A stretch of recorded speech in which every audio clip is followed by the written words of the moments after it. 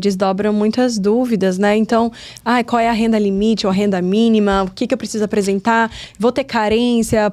Tô grávida? Posso iniciar o plano? Porque no Brasil é tudo muito assim, eu vou escolher conforme a cobertura e exatamente já fazem muitos anos que eu não estou no Brasil fechando o plano de saúde, né? Para saber se eu preciso apresentar uma renda também ou é minha responsabilidade, eu escolho o plano a meu contento e eu vou ter ali diversos tipos de carência diferentes. Então aqui, tô grávida, posso fazer um plano e amanhã eu tenho atendimento?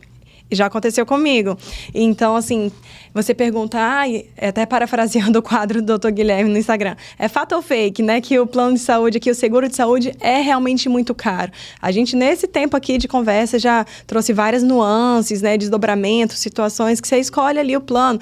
Deductible, out of pocket, o premium que eu vou pagar, tem benefícios e a gente... Realmente tem muita diferença da forma como funciona no Brasil, mas aqueles que planejam vir para cá ou que já estão aqui e ainda não têm o seguro por insegurança, por não entender, queria que você trouxesse essa ideia, assim, explicasse um pouquinho, né, do que você precisa, se é possível, o que é necessário para ter um plano de saúde aqui ou não. Olha, só depois do Green Card, não, só depois do social, né, o que as pessoas precisam. Isso é uma coisa super importante. Eu acredito que, como a gente falou no início, que tudo é um planejamento. Os Estados Unidos, eu sempre falo para as pessoas que é um computador gigante. Que cada passinho que você dá fica marcado nesse computador. Então, a gente tem que agir coerentemente com as coisas. Então, se você entrou com um processo de imigração, se você ainda chegou aqui, ainda não entrou com o processo de imigração, está resolvendo ficar, você não deveria contratar um seguro-saúde de um residente. E eu vendo seguro-saúde. E você não deveria contratar. Por quê? Porque você não pode, quando depois você vai num advogado e ele vai entrar com o seu processo, quando o oficial da imigração for analisar o seu caso, olhar que você já está morando aqui e já resolveu ficar, independente do que ele falar, você já tem um seguro-saúde. Se você está como turista, você deveria ter um seguro-saúde como turista.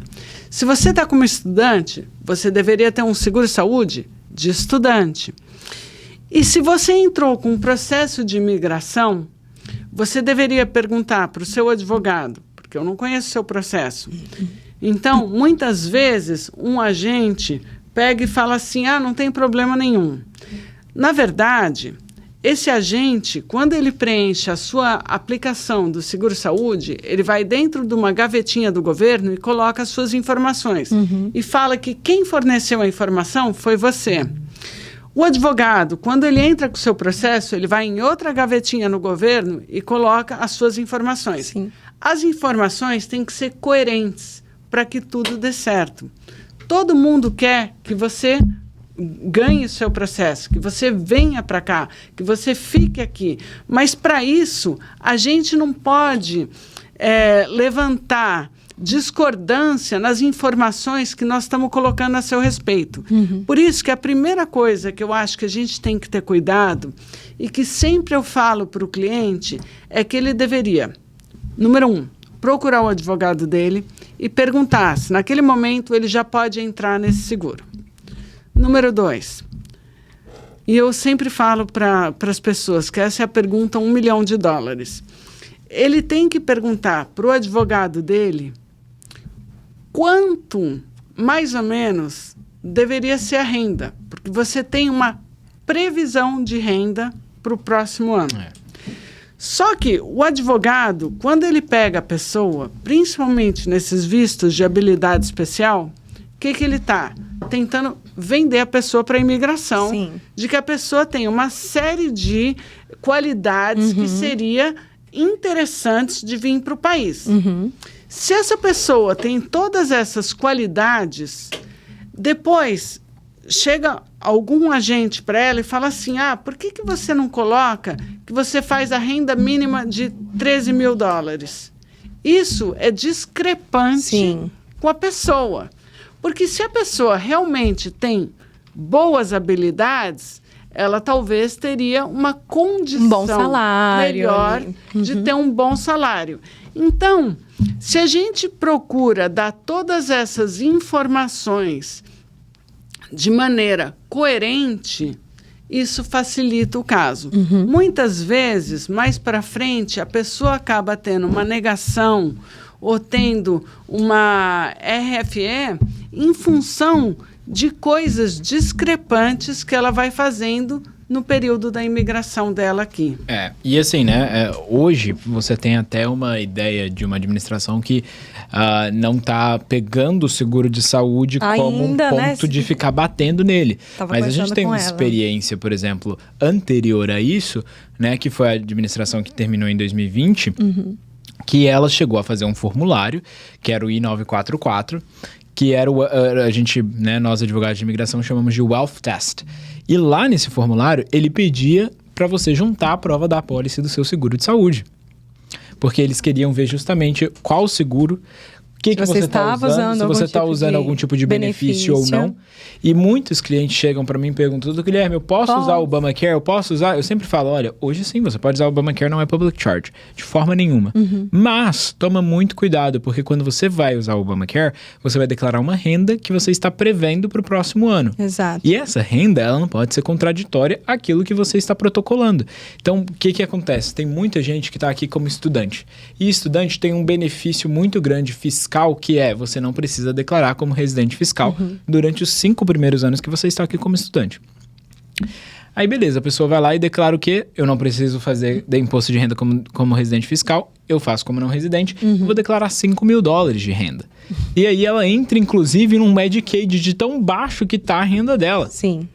E aí nessa, depois pode prejudicar, por quê? Porque para a imigração você está falando que você tem condição de sustentar aqui, que você tem pelo menos $20 a $30 mil para se sustentar aqui.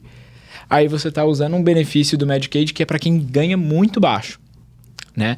E aí lá na frente, pode ser que venha uma administração que volte a considerar o uso de benefício indevido como public charge. Sim. E numa dessa, você se prejudicou de maneira desnecessária. Né? Então, assim, é muito importante ter sempre muita cautela nos Estados Unidos. E tem outra coisa, dependendo do tipo de visto, se for green card por família, por exemplo, você tem que submeter um formulário que é chamado I-864, que é um formulário de que você tem condições de ter uma renda suficiente para não depender do governo. Nem você e nem quem está ali na... Exato, nem quem te está dando o green card e nem quem está recebendo o green card. Pode ter essa renda inferior. Então, na prática, o governo, quando você... vamos supor, né? Eu sou cidadão americano e vou dar um green card para o meu irmão.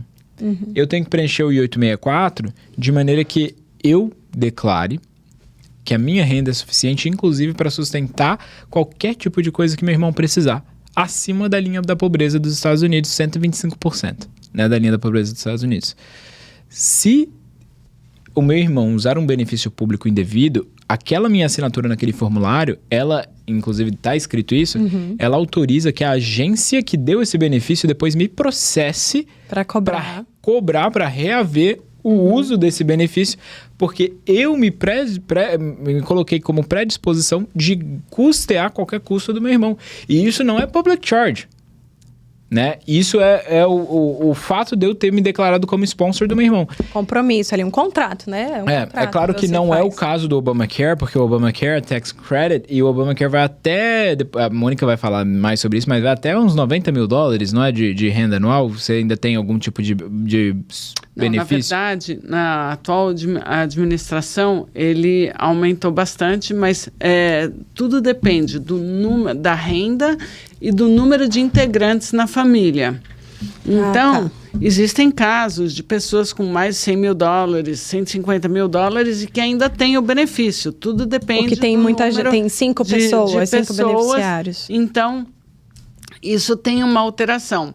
Mas é o que a gente está falando, que é o mais importante, que o planejamento tem que ser muito cuidadoso para as pessoas, e todas as pessoas que trabalham, tanto o advogado, quanto o contador, quanto o agente de seguros, tem que estar no mesmo passo. Todo mundo tem que colocar a mesma coisa. Porque não adianta nós dois trabalharmos juntos e daí o contador querer devolver o máximo possível para a pessoa e colocar uma série de despesas. Sim, e é isso que dá um grande problema. E daí... Coloco várias despesas e aí dá problema depois para mim. A renda deu negativa. Como advogado. Assim, da onde foram esses gastos? Eles falam assim, mas sobreviveu como? Então, é uma série de coisas juntas que os profissionais têm que estar alinhados para que a pessoa consiga imigrar com sucesso.